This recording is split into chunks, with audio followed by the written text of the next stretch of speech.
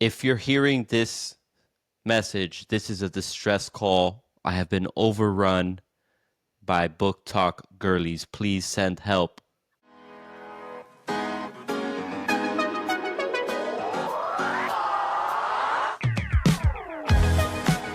And welcome back to another episode of Still Scrolling, the number one podcast in, I think, the universe, right? Stefania, you were taking a look at the metrics recently.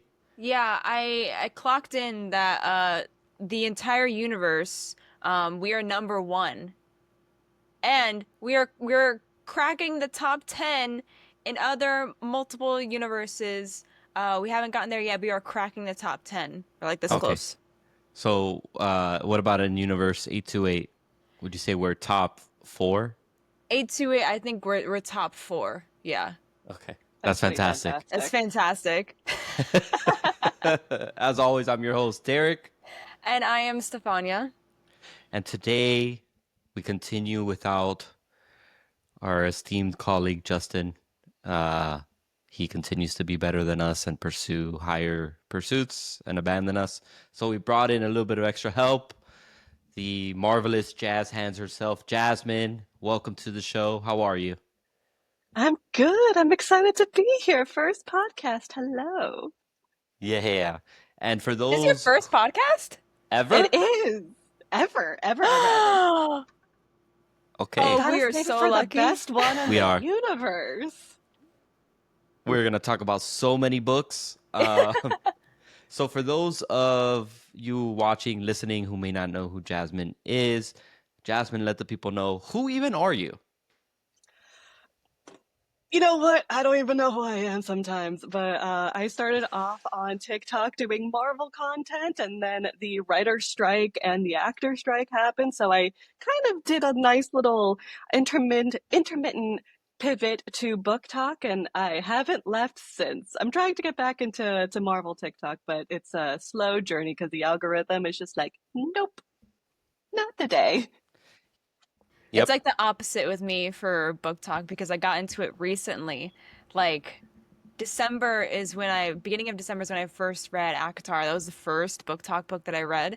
Um, and when Fourth Wing came out, I put out videos and those did really well. And then like after the hype went down for that, or sorry, when Onyx Storm came out, Uh-huh. um, then I got really good views on my videos and then like it started to die down a bit. And now every time I try to do a book talk video, it just doesn't do as well unless it's like a cosplay one. But I haven't really worked on any other cosplays for other book talk books. I've done Violet. I actually want to redo her wig.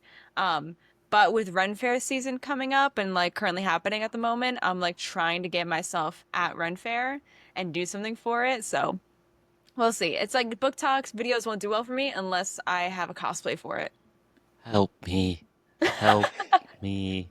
I am so outmatched in the book talk realm. I have like three books that I just reread. They all start with The Lord of the Rings. And that's about it. And then every now and then I'll pick up like, different books that interest me, like nonfiction. Okay, like an esteemed 80-year-old man that I tend to act like sometimes. Um, but other than that, like big franchises, ACOTAR. I'm not even sure what ACOTAR stands for. I know it's an acronym, so enlighten me. What is that? A Court of Thorns and Roses. Now, So mind it's an you, entire series. there's a lot of fantasy books out there that start with a court.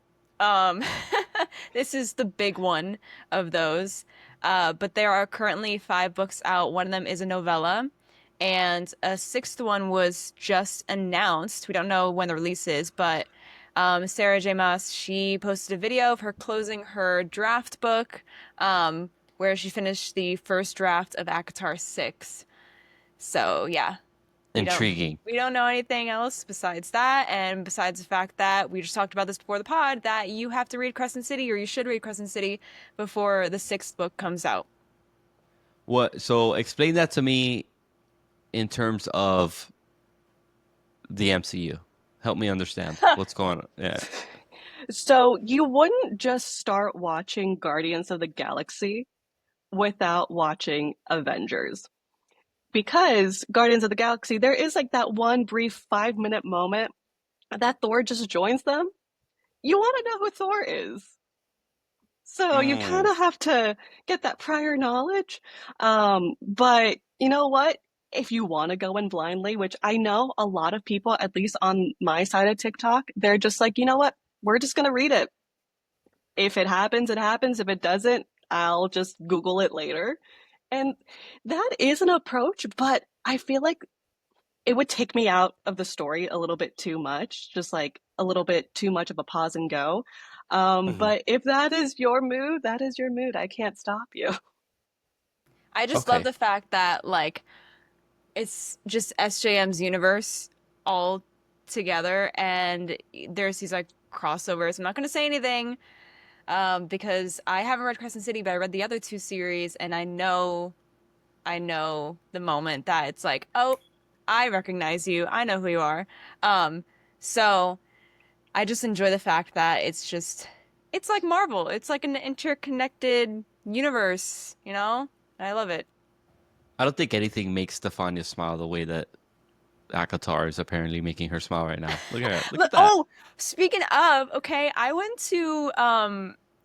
was at TJ Maxx, Marshalls, and Home Goods yesterday because I was trying to find. I saw this one girl on TikTok who showed this bookcase vase that she got. It was like a stack of books. It's all white porcelain, very pretty.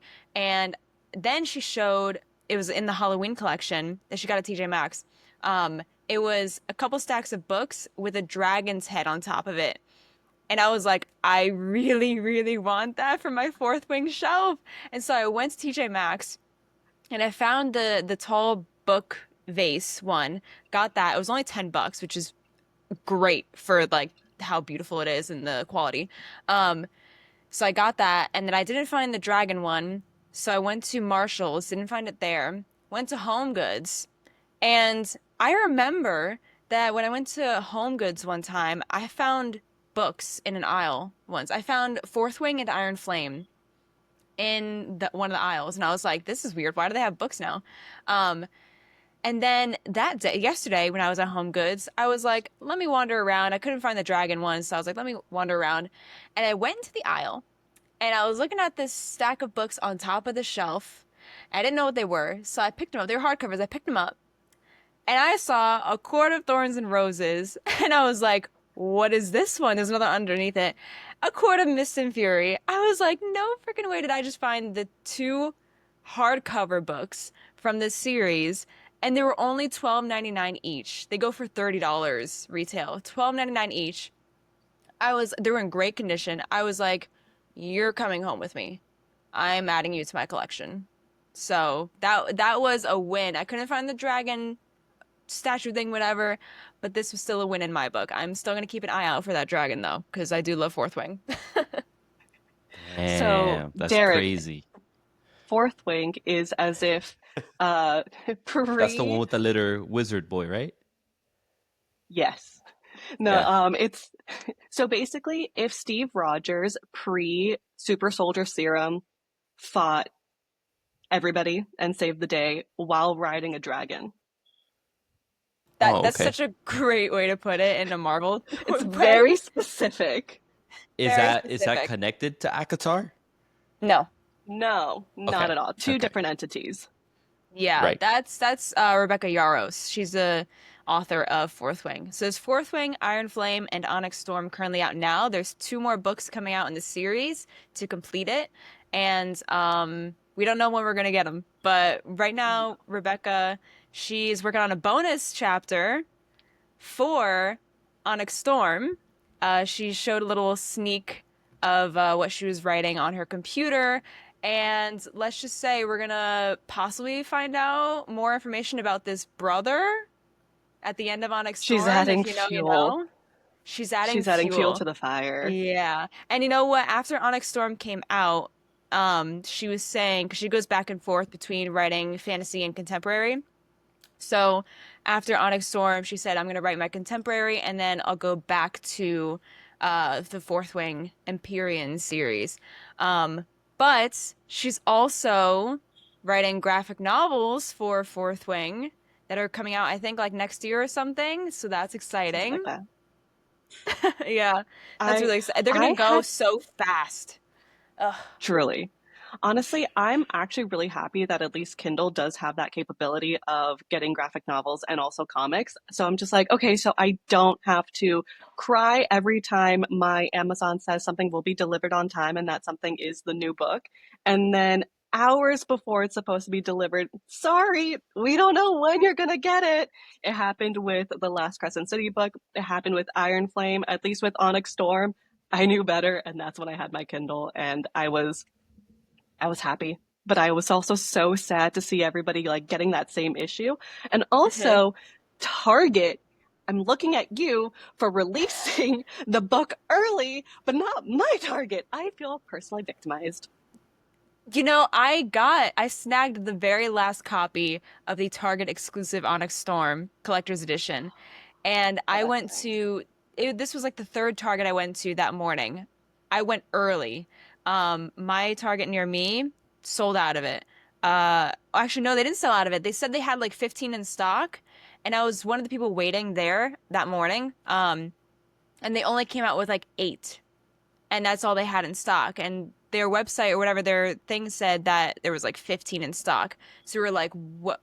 Where is the rest? So I was like one of the last people to not get the book. So then I went to a different Target and I asked somebody in the book area and they said, we're out. I said, okay. So then I went to another Target, which is like probably 20 minutes away from me.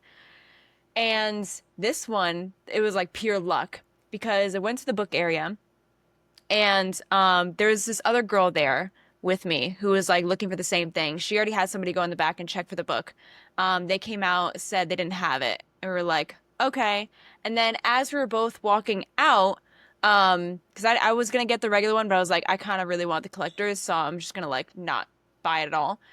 As we were walking out, one of the guys, or the guy that I guess went to look, was like, you guys might want to check upstairs. Because you know how like they have some books in front of the registers at Target? Yes. So they were like, you might want to check upstairs because we have a few books up there that we put out. And we were like, okay. So we was like, might as well check. We're here. So we both went. Actually, there was this third girl that tagged along with us. We all three of us went up there and we walked to, we like can see the book sticking out, and we're like, is that one? Is that one? Because you can see the airbrush sides. And we get closer, we're like, oh my God, that's it. And there was two of them left. And so the first girl grabbed it, and then I grabbed the second one. The third girl, she kind of didn't care if she got it or not, but like, I was like, thank God, this guy really saved us. He said these girls are looking for this book. I got them. I don't know exactly what they're talking about, but I got them. I That's was so so funny. At happy. least I did get it on Kindle I too. I actually read it on Kindle instead of in the book because I started it before going to pick up the book. Well, honestly, like it's just so nice to have like the physical book. I know for the only time I really had an issue was when Iron Flame was coming out. That's when my Amazon order just like completely disappeared. I went 5 minutes into Target opening and I asked the guys like, "Hey, like where's can I find Iron Flame?" Oh my God, the way that he rolled his eyes at me as if I was like the 20th person to ask him, and he just like kind of trudged along and just so sassily pointed to the books. I was like, okay, thanks. I don't know how many people within like the first 5 minutes asked you, but I appreciate it. And I just went on my merry That's what way. it was for Onyx Storm too. They were like, "You're looking for the There new it is. like dragon book, right?" I'm like, "Yeah, Yeah. yeah, you have Did it." did you say did you say anything to them, or they just like clocked you? They looked at you and they were like, "Yeah, she's looking It for was an the dragon automatic book." clock. Oh, Before I even opened my mouth. Okay, here it Yeah, is. yeah. And now they're coming out with the airbrushed sides for Fourth Wing and Iron Flame to match the one for Onyx Storm that came out. The one with like five dragons on the side of it. So I might pick those first two up. I'm not gonna pick up Onyx Storm because I have my collector's one. But I might pick those first two up because I have the plain ones, regular ones of the first two books. But I kind of want the nice ones because like for display on my shelf it'll just look pretty and I could probably just get rid of the other ones that I have and keep Onyx Storm. I don't know. We'll see. But I did do So a lot of book buying recently and pre-ordering, so like I need a bigger shelf. so as much as I think we would all love to talk about books for the rest of this episode, I do think we should maybe talk about movies, right? Which are kind of like books. Well, if you want to talk about movies, Fourth Wing is going to be turned into a Oh series. God. So is Oh ACOTAR, but man. that was tabled. That was tabled, yeah. Yeah, R.I.P. actually. Oh, I'm glad you brought that up. It's all Wait, so connected. is it really making? Are they really making a movie? They're making a series, yeah. Amazon, yeah. Okay. So Amazon It's in Prime has the pre-production right rights now. to, yeah. And then which one of these is the spicy one? Is the Wait, spicy one? wait, hold.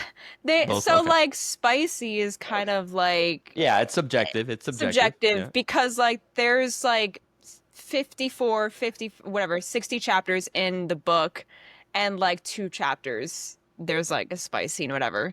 Okay. But that's it's same thing with like ACOTAR and you know that series, except for Silver Flames. Silver Flames was Honestly, at one point I was like, can we get back to the plot? This yeah, is I too was like there's kind of like little plot and just all action. It's like Hamilton when not when they have Hamilton it sex, was but spicy? no, but like how at a Hamilton, where certain are you point saying? it's after what's his name? Philip. After Philip dies and it's like 3, 4 songs back to back that are like super sad and about like, going Yes. through the unimaginable. And then Thomas Jefferson pops up and he's like, can we get back to politics, please? So it's kind of like that, Basically. except with, yeah, yeah. Speaking of spicy sex, um, Sydney Sweeney's in the news again for being overly sexualized, this time for jeans. Denim jeans. Apparently we're back. We've come full circle in our marketing trends, and we are making jeans fuckable again. Apparently, but the marketing campaign for American Eagle, specifically their jeans, their denim line, or whatever, it's under contra. It's getting some heat for a couple of different reasons. The main one being that it promotes eugenics, which, if you don't know, it's essentially the idea that you can foster and match up people's genetics and their DNA in order to kind of create people that are desirable with desirable traits. And there's more to it. That's a simplification. But the issue with that is that it's kind of a pseudoscience, and it's also heavily linked to white supremacy. So Sydney Sweeney's ads are basically her reciting this monologue from an old Brooke Shields commercial from the 80s, where they basically are talking about how genes get matched up and this, that, and the other. And it's just one big pun at the end. She's like, my genes are blue, because she's talking about JEANS genes, not genes like your DNA genes. So there's a bit of backlash there. I think you guys have all seen the ads. Jasmine, what are your thoughts on it? Just kind of face value. What's your first impression of this campaign? It's rough, especially coming from a comm major and somebody who works in communication on the daily. I don't see how nobody thought this through entirely, especially with everything that's going on right now. Mhm. Do I blame Sydney Sweeney? No. Miss Ma'am is getting her bag. Should she have said something? I don't know. That's not my place to say. I've never been talent, but somebody in that marketing room should have said something. Yeah. Yeah, it seems like assuming that they weren't trying to dog whistle here, right? It seems like a Exactly. major mistake, And that's especially being in very today's generous. day. Yeah, exactly. I don't think it was intentional per se. But considering the target demographic and considering the fact that controversy sells, maybe, right? Maybe they were like, yeah, we can go for this. This has been reused before, and this is kind of a weird way to sell jeans, but let's do it anyway. Stefania, have you seen the ads? I've seen, I think one of them, where it was kind of like they weren't showing the jeans at all. It Hmm. was kind of just like a close up of like her, chest and up. Yeah, Um, and that I was the was first like, one I think yeah, that and they I came was out like, with. Oh, what yeah. was the message you were trying to tell us here? Because it seems like it's not about the jeans.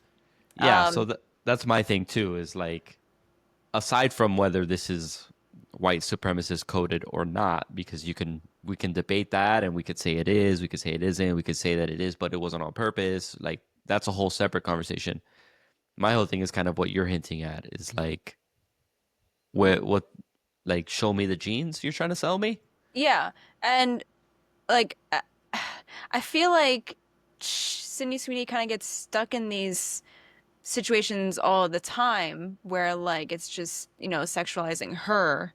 Yeah. And it's like I think you need new management because this is not, I mean, it's all like she's typecasted almost, from like doing Euphoria and all that, and then now that's like the only part she can play in anything like with advertising when that's like not true.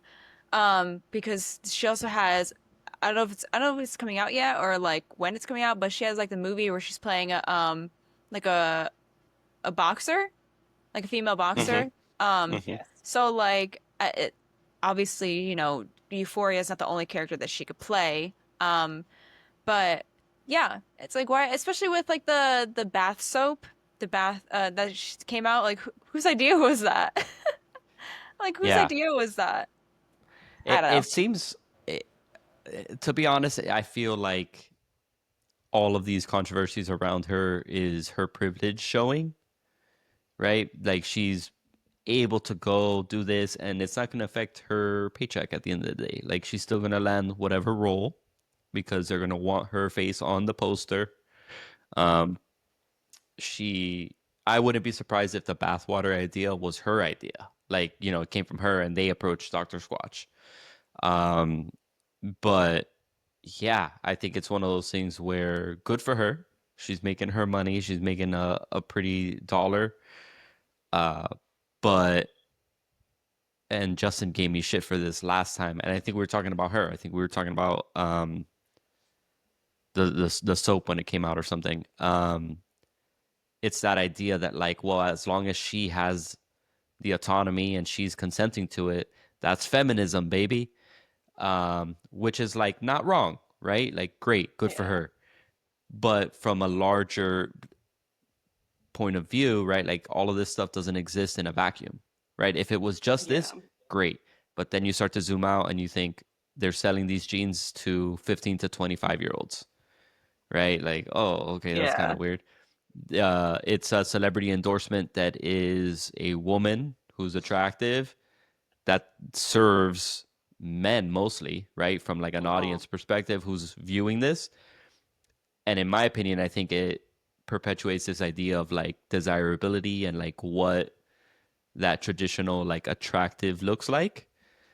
So I think it does more harm than good, um, eugenics aside. But I don't know. What do you guys think on that Eugenics part? Like, do you aside. think it's okay? Yeah. I mean, with the feminist conversation that is surrounding it, I have a hard time seeing it entirely, mostly because in the past she has said that when it comes to getting money from being an actress and getting money from these like being the face of brands, she actually gets more money from being the face of brands. So Hmm. if she is just saying like, yes, this is part of my feminist movement, these are the reasons why I'm doing these campaigns, that's fine. But you also can't deny the conversation of like, okay, are you doing this with the actual feminist intention, or are you doing this to get the bag because this pays more than acting right now, especially when it comes to streaming and how a lot of the times box office residuals from TV those were the main ways that actors were getting paid. And now with streaming, that's not necessarily the case. So I'm just like, is this, are you doing this because you want to, or are you doing this because you want to get paid? Yeah, that's a good point. Stefania, what are your thoughts as a voice actress yourself, right? What would you guys do in this situation like this, right? Or you gals, what would you do, right? Because I think it's a lot easier for me to be like, yeah, I'll go sexualize myself because I'm a dude, right? That's very simple, very easy. But like, what are your guys' thoughts on that if you were in her position? Personally, I mean, you do get more money by doing like commercial ads and stuff like that. A lot of actors have actually said that. But I I personally would want to, if I'm catering to like, or if there are people that are like younger than me looking up to me, um, I mean, I'm an adult, yeah, I could do whatever I want, right? But I don't know. I probably wouldn't feel comfortable, or I would kind of like question, um forget about like being comfortable. Like I try to do whatever I can do to be comfortable in any situation, but like I would more so question like, hey, this is a this is a jeans ad. Why are we not focusing on the jeans? Like why is that not the subject? I get it. I'm like the face and yeah, but like why are we so close up in an area that's not my jeans, right? Yeah.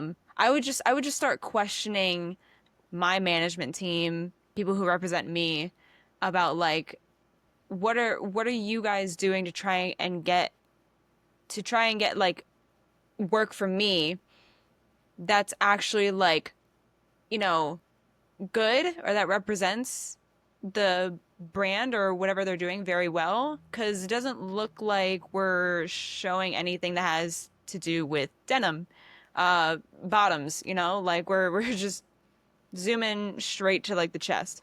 And like, no, she's not small there, right? But like obviously I don't know if she's wearing like a push up or something, but like, you know, it's very noticeable. But Yeah. that has nothing to do with her. I would not question her. I would question her team and the people Right.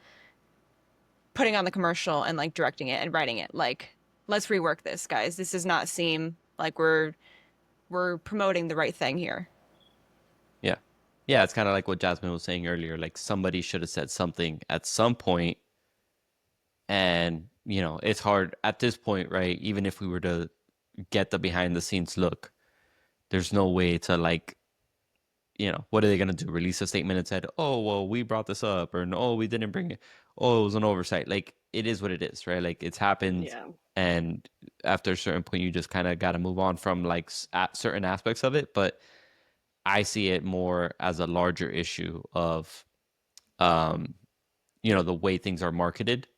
So what people are saying to defend the eugenics stuff, they're saying, no, it's just homage to a Brooke Shields commercial from the 80s where she's basically doing the same thing, except she's a lot more like involved. She's doing like contorting herself into different like positions and different poses with her legs and all that kind of stuff. And what people aren't realizing is that, okay, maybe you're right about the eugenics stuff, but this isn't the flex you think it is because Brooke Shields was 14 years old when she was doing this ad. And she was like, you know, it's giving Nickelodeon that Dan guy that what he would make Ariana Grande do. It's giving that kind of an energy. So it's like, okay, so this is paying homage to like one of the, you know, in retrospect, worst commercials ever made. Um, that's kind of what I see it as is like, why are we still selling things this way to audiences that should not be marketed to this way, right? Because we're grown ups, right? Sell me shit, right? But I don't know anybody over 30 years old that is like an avid fan of American Eagle, right? I think that demographic, like I'll wear a pair of their jeans, sure, but I'm not going to the mall to go to that store, right? Um, so I think the demographic is a lot younger. Having lived that at in your lives, what does it feel like to be that young and see that kind of a marketing campaign? Like what went through your heads when you were that age, seeing commercials and like fashion trends, I guess. Oh, that's a good question. Honestly, I was in a very interesting bubble. Mostly because like the body type, like I could fit in all of the jeans. And so like I did feel like it was very much geared towards like me. But honestly, I don't remember any commercials like that growing up in like the early 2000s because it was mostly like the commercials that I did see were like Gap, everybody being like a nice happy family and just like frolicking around, or in the opposite sense, like the Hollister ads and like the Abercrombie ads, which mostly were male focused with just like the girls on the side too. I think Hmm. it's that weird situation where like unfortunately sex does sell, but at this point, like at what is the point? At what cost? Since like yeah, we are a little bit more open to like talking about sex in like the media or just like day-to-day conversations, but is it because like it's still stigmatized in some areas and that's why we want to push it? Because why is it still edgy? Why do we still need that when at least like shopping now, I'm mostly focused on like the actual quality of the product, where it's coming from, the sustainability, like what are you actually doing with what you're selling instead of the actual product? Does that Right. make Yeah, sense? I think, yeah, I feel like it worked. It worked, quotation marks, for like the early 2000s and, 2010s maybe. But nowadays, people just want to know the quality of what they're getting Yeah. because it's I'm not cheap. broke. Yeah, Is it gonna last? Yeah. yeah, exactly. Like we're as adults now, even like younger Gen Z are like we don't have money, so like we have to make sure the quality of this stuff is good before we actually make a purchase. Um, and I'm one of those people that does heavy research on stuff before they spend big money. So like if I have to get a new laptop, I'm researching the hell out of what to get, and it'll take me like months before I actually make a purchase. Um, so for me to go out and like go shopping, like I actually got jeans at American Eagle a couple months ago, because I used to go there as a kid and like buy the jeans there because I loved their quality, and they're still good quality. They're like $60 plus, but like they're still good quality jeans. And I love them. So, and also like they, I mean, they're not the only store that does this, but they have like regular long and short lengths, and I always have to get short, and it's very hard to find for me because I'm small. That's another story. But yeah, we're looking at quality now. We're not looking at like, oh, like this girl's hot. Maybe I'll look hot wearing these jeans too. Yeah. Because I we're feel like it at was a time now. also. Well, we're at Sorry, a go time ahead. now like body positivity is like a huge thing. So and we acknowledge that everyone comes in different shapes and sizes. So like jeans are gonna look different on everyone. And they also make curvy jeans now too, so where it's like wider at the hips and like the butt, but like it's still smaller at the waist. So like you won't have that big gap. And some jeans now come with like multiple buttons so you can like cinch in or if you need to, which is nice. So like yeah, I love those jeans. Those jeans I need because I have that problem. Um, so yeah, we're just in a different time period now. It's not like the early 2000s anymore where it's like Victoria's Secret models and Hollister guys standing outside the store shirtless and stuff. So yeah. What is it?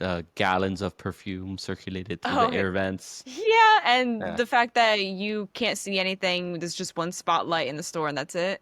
Yeah. Yeah. You walk Yeah, in no, now, it's bright. it feels like the products themselves have value, right? Mhm. Like for example, I didn't know that about the hips being cut wider or the extra buttons. Like I didn't know that kind of stuff. But I think this is also kind of another symptom of kind of where not to make everything about politics, but where we are politically, right? Mhm. And not just the country, but the world, right? There's been this movement towards kind of the right and all this other kind of stuff. And this seems like another kind of thing that has popped up where it's like, yeah, we're not going to hire diverse models anymore. We're not going to get creative with the celebrity endorsements. We're just going to go back to like white, conventionally attractive woman. And it's going to be a straightforward ad. Here are her boobs. Done deal. You buy the jeans or you don't. We're not going to think about it past that. Kind of, sort of related tangent, right?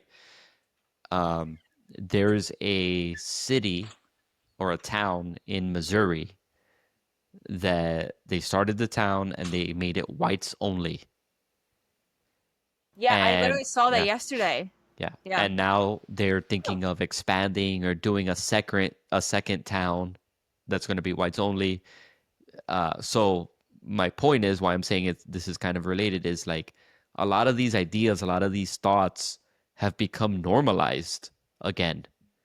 So it's kind of like that's being reflected everywhere, not just in Sydney Sweeney's boobs being on my feed again, but in literally day to day life. There's people that are comfortable enough to say, like, I made a video about it, and somebody was just like, be a man. I would buy a pair of their jeans. And it's just kind of like, did you miss the point where I talked about how it's being marketed to 15-year-olds? Right? Like there's just these people are just so comfortable in just expressing their weird thoughts. That just reminded me of something actually. It's like when a girl like first gets her period, whatever, and then like the family finds out and like the uncle is like, "Oh, I guess you can have babies now."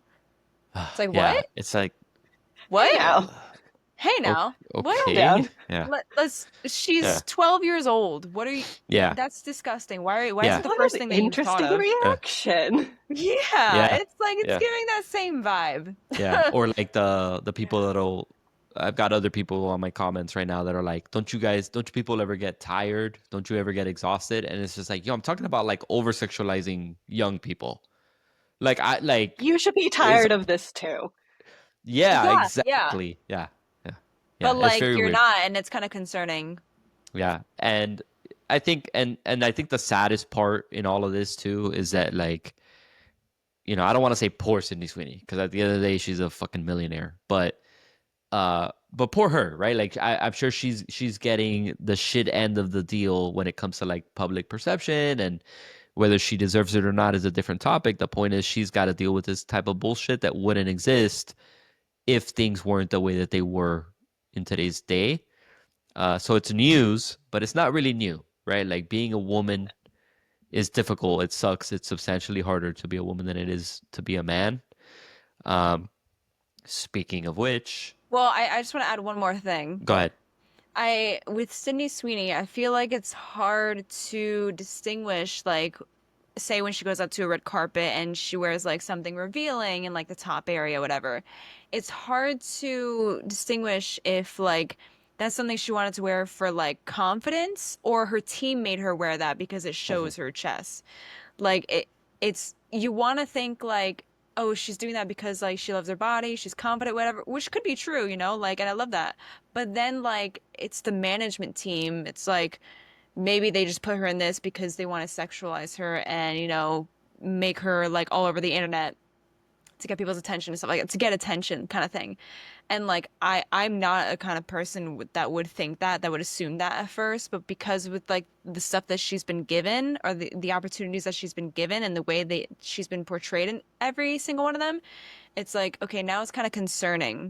Yeah. Like it's going back to like the typecasting thing, like Mm. completely always like getting the same role where it's like you're being overly sexualized and stuff like that. Well, now I'm like concerned, like is this actually like her or is this her team making her do this stuff? You know? Yeah. Yeah, it's the same nuance that comes along with like feminism, right? The feminist talk, right? Is it okay? Is it not okay? Either way, it doesn't exist in just her little bubble. It's, what is the larger picture here for sure. But speaking of it being difficult to be a woman, one thing we know for sure is that Sydney Sweeney is not invisible. She does not have fantastic powers. I'm sorry, I know that was a terrible segue, but Dude, Justin is gonna give you so much shit for like yeah, your his are not transitions. always great either. Okay, his are not always great. No, no, they're not. They're not. Let me be clear. Okay, Justin's are also not great. You know what's also not great is that I did a Barack Obama impression when I was talking Yeah, about Justin. yeah. Um, anyway, Fantastic Four is out. My segue was supposed to be about like how it's hard being a woman, and it must be even harder if you have superpowers, like Sue Storm. Fantastic Four has hit theaters over the weekend. I think domestically, day one or something like that, opening weekend, it did just as well, if not slightly better than Superman. Not that that matters, right, in terms of the box office, in terms of quality of the movie and all that kind of stuff. But I really enjoyed it. Uh, I don't like to say Marvel is so back, baby, because I think that implies that like this multi-billion-dollar machine all of a sudden disappeared or died or something like that. I don't think they had great projects back to back to back to back that often in recent history, but I will say I do think this is a new era of superhero storytelling that we're in, and this was Marvel kicking it off for their heroes.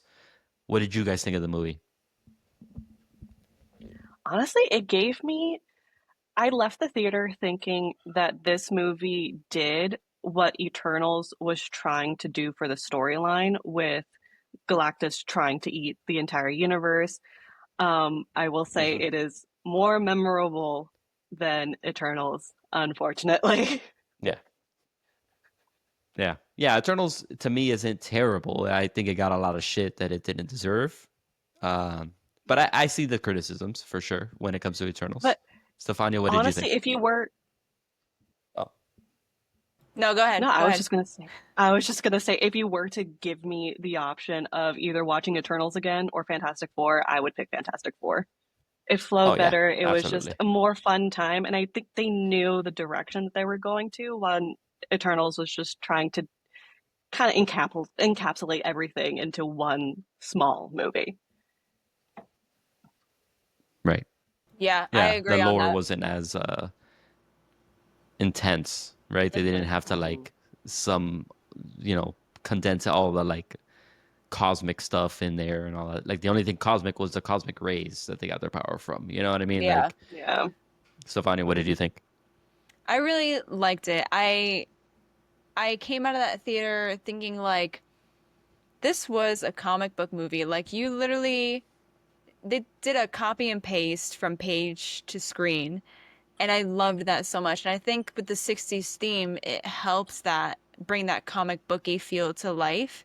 Um, and we know that Matt Shackman, he's the one that directed it, right?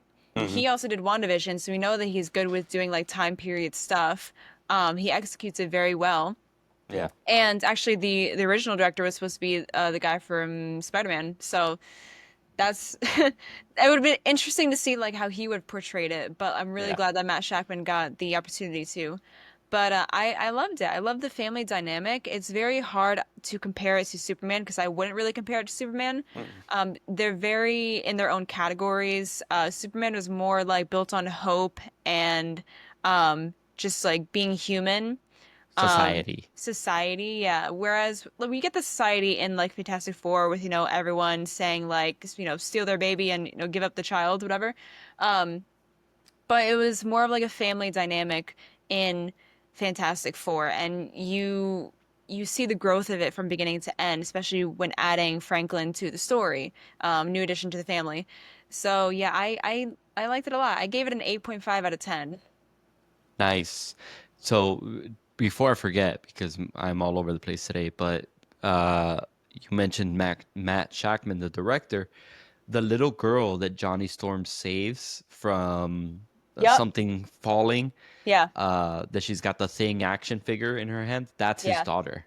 Mm-hmm. And it just Oh. had me thinking, like, I will never be that great of dad, right? Like, I'll never be able to put my child in a Hollywood production like that, let alone like something as iconic as Fantastic Four. Mm-hmm. I did also And I agree with everything you two have said, right? I think it's straight out of a comic book. I think it's hard to make comparisons to Superman. Um, I will say that the detail in the film is what really sold me on it. Because it's easy to just like, oh, say this is retro futuristic, and then just like not really do that. No, like everything in this movie felt very. Star Wars is a good example.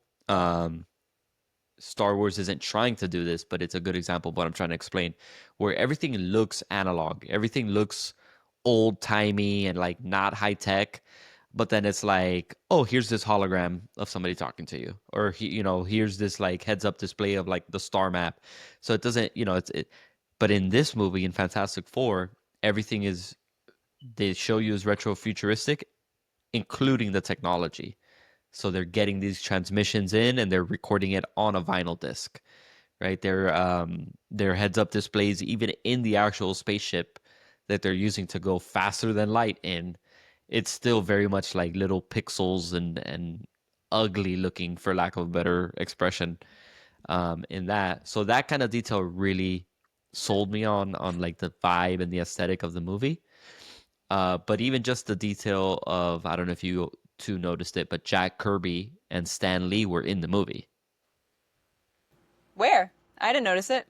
Yeah. So there is when the Silver Surfer first gets to Earth, the before she says "I herald" and all that, the Silver Surfer gets there. Everybody's like looking at her, and in a window in a studio office or something, in the window there's a guy, and he goes, "Well, will you look at that?"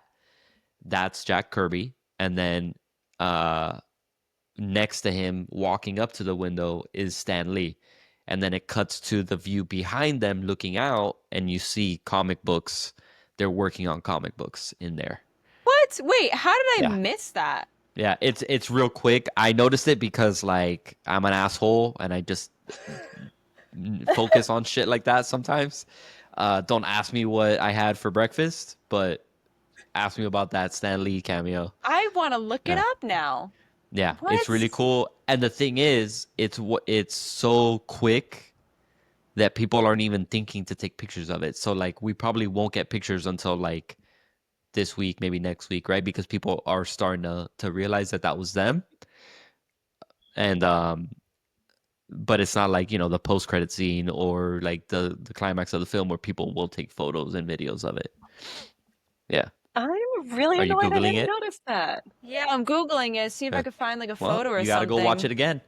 or a video. There's like stuff from like, oh, Yeah. comicbook.com, it's like 16 hours ago. I don't know if they'll have a photo or anything, but they might say it. But let me check. Yeah.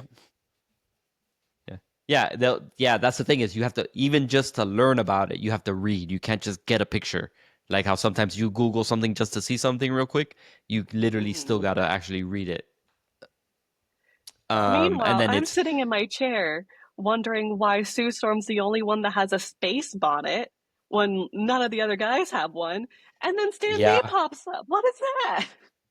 yep. She that did bother me too.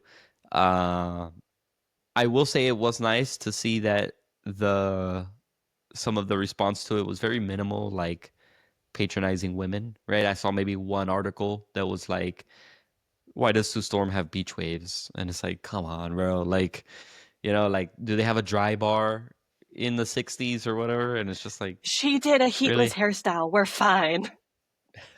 Yeah, exactly. It's the cosmic rays. They did, they fixed her hair for her or whatever. I did like also in the movie the powers, right? Like the way that they've adapted these Mhm. powers. Um, I don't know if you'll agree with me here, but I don't think the rest of the MCU is fantastical enough. Like I don't think there's much use of like actual powers, if that makes sense, Yeah. right? So it was cool to see like I don't think we got enough Reed stretchy power, but I think everybody else's power was like very, very present all the time. I think Honestly, I heard somebody say that because like they were, I don't know who said it or, but they were saying how like their powers kind of just worked Hmm. in their Yes. situation, Yeah. kind of like Hmm. how they got the powers too, just kind of worked, kind of like how the X-Men get their powers, and like with the powers they have are really cool and really unique. And the Fantastic Four are the same thing, like they have really unique powers too. And even though it's like something like being stretchy, right?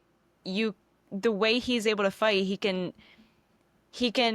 fight in a way where it's like it works with his other teammates, you know? Hmm. Hmm. So yeah, I definitely understand what you're talking about.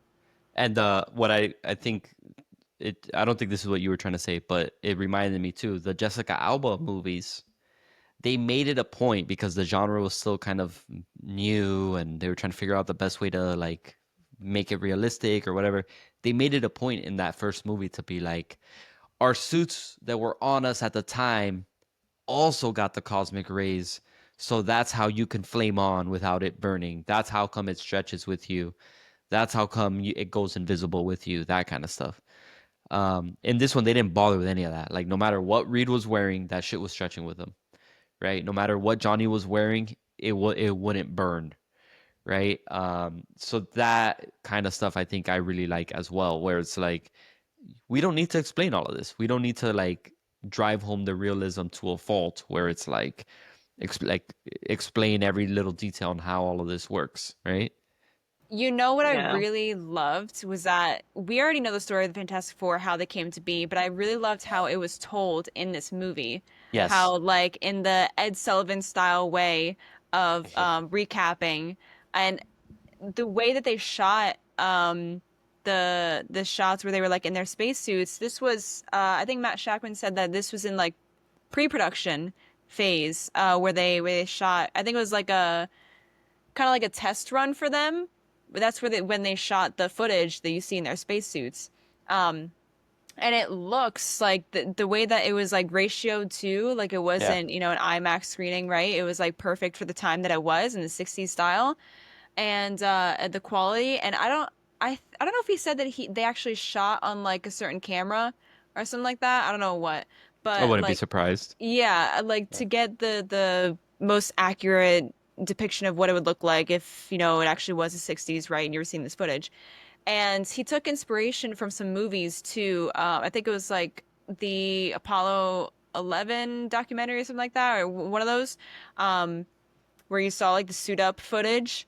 But yeah, it was really cool to see that. Do we think that we still need origin stories in our movies?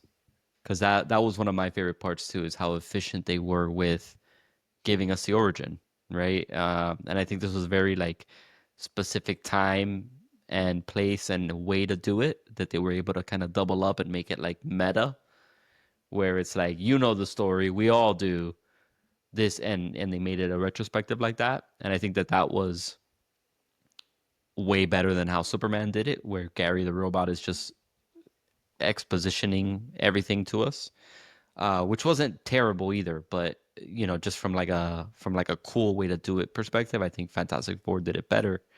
But there has been some people, and it's questionable as to whether they mean this in good faith or not. But they're complaining about not having the origin story, and complaining that like it affects the rest of the story that they're trying to tell because how are we supposed to be invested in them and yada yada yada. But what do you think, Jasmine?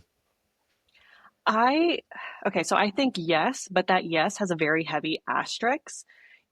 If Okay. we have prior knowledge of everything that has happened to these characters or just like the general entities, like what these characters are, as similar to Fantastic Four and also like any of the Spider-Man movies, any Superman, like heavy Hmm. hitter characters and Batman too. No, we don't because we already know that Spider-Man's parents, they're no longer with us. We already know everything that happened with Batman and how he became Batman. But when it comes to like new characters, yes, obviously, but does it always have to be a movie? No, I think a lot of the times these exposition get to know you characters would do really well in TV/streaming formats. Mostly because you do have that slow time to like actually get to know everybody, to put details into all the characters and everything, and actually get to the place that you want to go as a starting platform to have these bigger budget films. I'm so sorry, my dog is barking. I think no, your dog agrees with you. They're like, yeah, you tell them. Give me an origin story. Go. I think it would be cool to the something else that really worked with Fantastic Four was that you don't need it's set in an alternate Earth, an alternate Mhm. universe. So you don't need all the backstory. You don't need to watch the whole MCU. But to your point, right? Like they're the Fantastic Four. This would not have worked if this was like Eternals, right? Not to keep shitting on Eternals, but it wouldn't work with like these lesser known heroes. So maybe not like, hey, do all your homework and watch these 20 movies, but maybe like, hey, watch this 30-minute, prelude to the movie that is available on Disney Plus. And it kind of Exactly. helps sell Disney Plus also. I think that'd be kind of cool. I think so because Um, at least like that's one of the things that I thought about going back in time. Morbius too, just like was it a movie? It was a movie. I think it would have been a better show because then like you do get a little bit mhm. more invested in these characters because ultimately that's what the studios want you to do. They want you to fall in love with these characters. They want you to keep watching the entities. And if you don't feel that connection, because nobody really felt the connection with Morbius, then like at the end of Whoa, the day, whoa, what's whoa, the you speak for point? yourself. Speak for yourself. I mean, it's Okay. Morbin time. Yeah, exactly. I felt the connection when he said it's Morbin time. More billion people uh went to the theater to watch that movie. So I think plenty of people loved Morbin time. I loved that the internet memed this movie so hard and like hyped it up so hard that they re-released it back into Yeah. theaters. Yeah. Like that's So actually funny. crazy. Well, I, not I just not just memed it, not just memed. Okay, so they memed Morbius so hard, right? But they also simultaneously memed the Despicable Me movie that was out at the time. And because of that, they also so like they we came together. We cannot come together to save democracy, but we can come together to to trick Sony into re-releasing Morbius in theaters to make them think that I can actually make money. yeah, absolutely. Yeah. The internet So can good. commit to the bit. Yep, exactly. Same thing with Love Island, right? So quick tangent. I got into Love Island this last season, Love Island USA. I quit. I deleted the app off my phone because it's so frustrating to see America have their favorites. And then when it comes to like the first time to vote, uh, it's already too late, right? Because the first couple of votes didn't go as planned, so they didn't kick off like certain people. But then by the end of it, they're trying to like say like, oh, this person is the least genuine, this person, whatever, I wouldn't trust them, whatever. But at that point, it's too late because the America's vote doesn't count the same way. Um, so yeah. Anyway, back to Fantastic Four. By the way, we didn't say spoiler warning, but this now is definitely a huge spoiler if you haven't seen it. How do we feel about Doctor Doom showing up in the post credits? I Oof. liked it, Okay. and I liked that you didn't see Robert Downey Jr.'s face because if anything needs to change, it still can. Because that was one of like the biggest Okay. thing that like Kevin Feige, especially um, Kevin Feige and oh my God, I'm blanking on his name. He directed and wrote Superman, and it's like the new Kevin Feige of DC. James How Gunn? the end credits, James Gunn, thank you. How that's very constricting, and sometimes it doesn't work, sometimes it does, but you Hmm. need that little cushion just in case. Yeah. Yeah, absolutely. And it is confirmed that that is RDJ's Doom. Matt Shackman did confirm it, and he actually It said is. that that was him in the cloak in the post-credit scene, like he was actually there. Um, Love and you that. could see the mask, obviously. Someone said that that Franklin was like healing his face because Hmm. you know it's supposed to be like all scarred up. Yep. Um, but I honestly don't want to see a healed face because it would just be RDJ. It'd just be Iron Man, you They're know? gonna heal Like it. They're gonna heal it. I want to see it You're all not scarred and paying messed up. yeah, but you're not paying Robert Downey Jr. money to cover up his face. Then why is he wearing? Then what's the point of the mask? At that point, what's Yeah. the point of the mask? You know? Yeah. I think Um, yeah, that's gonna be a huge point of controversy when the movie comes out Yeah. for sure. The mask did look good. I liked it. It Hmm. was a little smooth. The original mask is like more like you see bolts and stuff, looks Hmm. like more sharper edges. The This looked a little rivets. bit, yes, it looked a bit more smooth. But you know, that could change as well. Like they change details and everything in costuming too for future movies and stuff. So yeah, stuff can change. Yeah, oh, I forgot where I was going with this. Oh, I'm more interested in understanding the updated story to Doom and his dynamic with Fantastic Four. So throughout the whole movie, you see Latveria a couple of times, right? And they're never at the table. They're never negotiating. They're very isolationist. So it seems to an extent he is ruling Latveria, right? He is leader over there. But to what degree he even knows Reed Richards? Do they have the same backstory? Does he still hate Reed Richards? Like to what degree all of that is happening? That's what I'm interested in seeing because I think that'll be a big um that would help kind of sell Doomsday for me, right? And Hmm. how Pedro Pascal, or sorry, how Reed Richards is going to be the leader of the team, right? Is like, hey, this guy's literally my mortal enemy. Like he swore a blood oath against me, type shit. Um, or if they're just going to replace that and say, hey, this guy stole my kid. So like I'm the smartest man here, so I'm gonna lead everybody, right? Like, what do you think? How do you think they're gonna handle all of that? Honestly, I I have a hard time thinking about that, mostly because I'm a big Wanda stan, and the fact Okay. that Doctor Doom's character is so intertwined with Wanda, especially also with Mephisto now coming into the conversation, and how her storyline just kind of happened with Multiverse of Madness. I want her back so bad. I am I am a big Wanda apologist. I'm not gonna lie, and I know for a fact she did not die in that tower. I know for a fact. Yeah. It's just, and I also know that Elizabeth Olsen does not want to come back. So I'm just Yeah. sitting here wondering, would there be a recast? Can we wish for more Wanda stuff, or is that just completely done and I need to get over Yeah. it? I hope not, but You know, I wouldn't be surprised if there was a Wanda recast, just because the guy who's directing X-Men, I think he said this, the X-Men are going to be completely recasted. So a whole new cast for them, and they're essentially going to be the next phase of the MCU. Um, and Wanda is heavily associated with the X-Men, with her being Magneto's daughter. So I wouldn't be surprised if they did a whole recast for her. Maybe they went a little younger to match like the age range of the X-Men.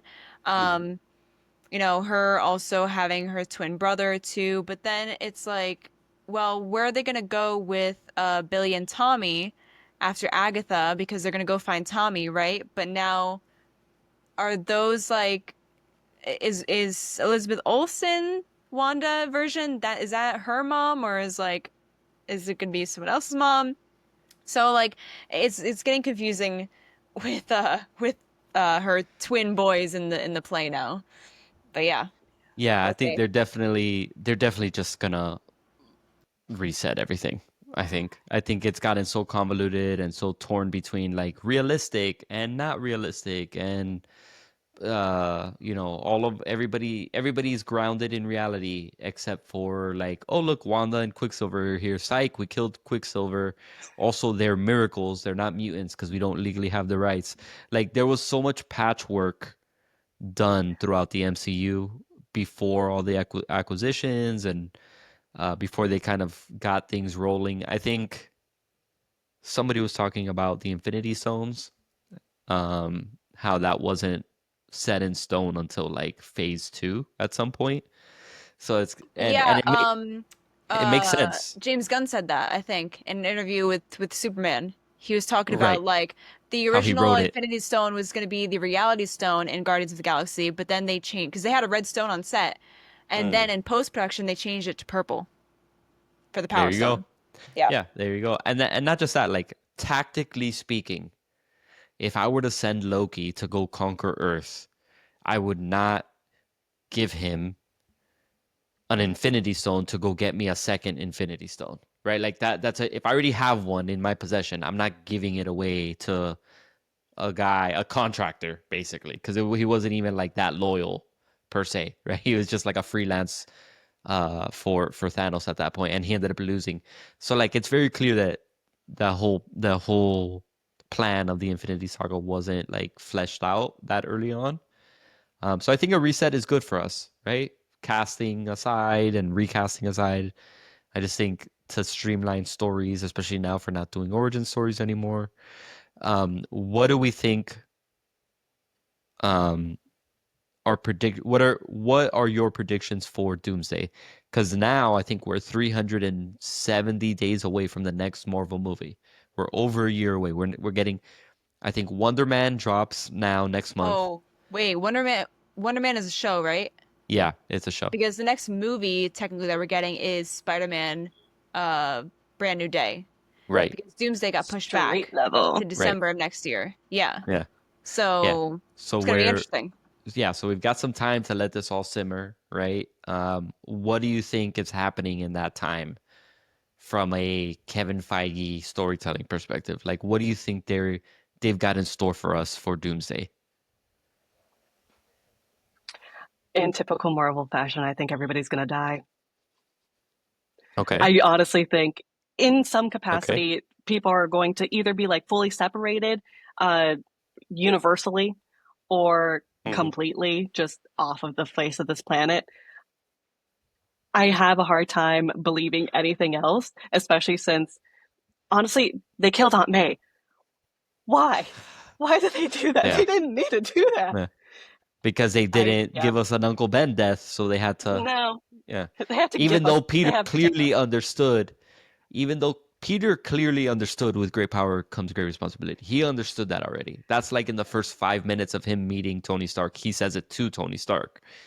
Mhm. But then they needed to separate him from like Iron Man, right? So they're kind of just like, it doesn't matter if you don't Bye. have powers, you still got to stand up to the villain. Bye, Aunt May.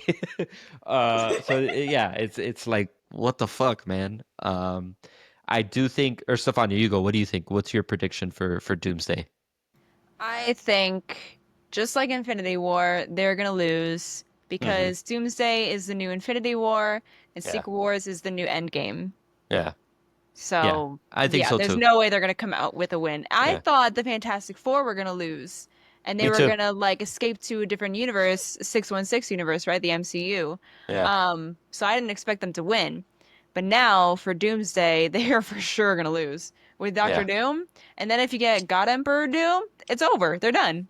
yeah, yeah. Absolutely. And I think so. I think Doomsday they're gonna end up losing, and maybe not everybody dies just yet, right? Um, and then but they're definitely losing, and then we're getting that time jump again. We're still gonna get a time Mhm. jump, but then post time jump, it's gonna be basically like we've been living on Battle World for 5 years, just like surviving and barely existing, um, undercover, whatever you want to call it, and then so it's kind of like a similar parallel to Endgame, Infinity War. But I do think that at this point it'll serve a lot more of like a in our world purpose to basically say like, hey, this is now one universe. This will be the singular timeline. Forget the multiverse stuff. This say goodbye to James Marsden and Patrick Stewart and Ian McKellen. Like, this is an actual love letter to all the heroes, everything that came before us. So I think that will be pretty beautiful, especially if they make Mhm. it like in some sort of like a sacrifice type of fashion on screen. Um, but yeah, I think it's gonna be a rehash. And I hate to say that, but I do think it's gonna be a rehash of Infinity War Endgame to an extent, with maybe a little bit of seasoning on it to make it a Mhm. little bit different, slightly different. Well, we I needed think this to be honest because we kind of needed a reboot. It's Yeah. gotten so messy towards the end of the MCU that it's like, okay, we need a fresh start. And Hmm. I think they'll have some good success with their reboot, especially if it's not Avengers focused, if it's X-Men focused. Bringing a new team to a younger generation that they're not familiar with, right? And so they'll kind of grow attached like they have with the Avengers growing up with them. Yeah, And it's all going absolutely. to be with Jasmine, the did you have? portal. Well, we didn't actually get to see the portal work when Reed Richards was like, "We're gonna take this Earth and just move it over there." So for sure that portal is going to work. Oh, It's going to like mess something up. So now all the different timelines, all the different universes are going to be one. So hopefully, maybe that will be a less messy reset, and hopefully nobody dies. yeah. But I'm not holding my breath. Yeah, yeah.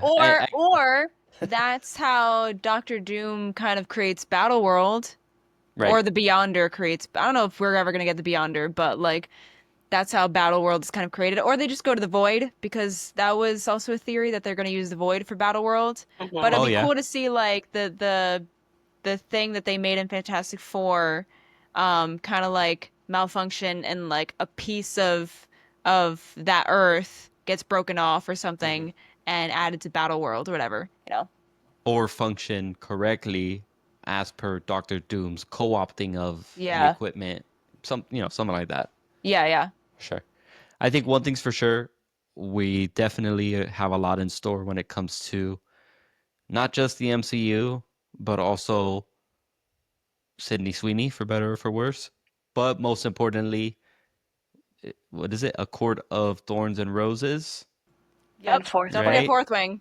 They and Fourth Wing. Yep. Hmm. There's definitely a lot of sword for fandoms around the world right now, whether it's Hey, maybe we jeans or should add books. a book talk thing to our podcast. Anyway, it was great having you on the show, Jasmine. for for those of you that tuned in today and liked hearing what you had to say, where can they find you? Where can they follow you? You can follow me at Marvelous Jazz Hands on TikTok and also Instagram. Perfect. And every time somebody's on here with a username that they were able to like claim it on several platforms, I get so pissed. Because I had to put nerd dot speech on Instagram because somebody had that for some reason. Oh yeah, somebody Interesting. had my name on Instagram. Well, when I made Instagram when I was like, I don't know, I made Instagram when I was like 14 or something. And so I Right. had to put underscore in between my name instead of just like my full name. It's like, who Yeah. has the same name as me at 14 years old? Yeah. That's weird. Probably some old lady or something trying to get into Maybe. like Facebook.